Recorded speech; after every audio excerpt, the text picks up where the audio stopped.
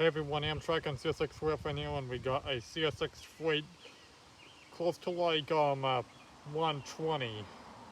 Seems to be going a little bit slow here, because he's falling behind CSX 466 that went by, and the previous was a fast stacker, but that fast stacker is probably out of the block right now, so this guy should have no problem going his original speed from whatever speed he wants to go, because that fast stacker was 466 is out of the block and interlocking by now.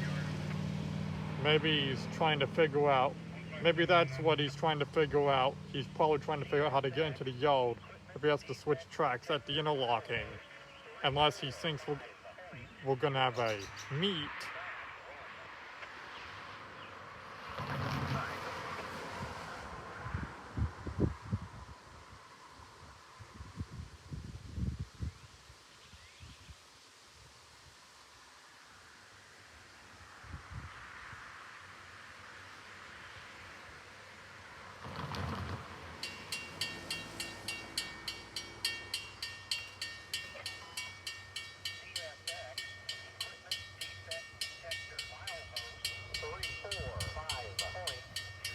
He's a stacker too.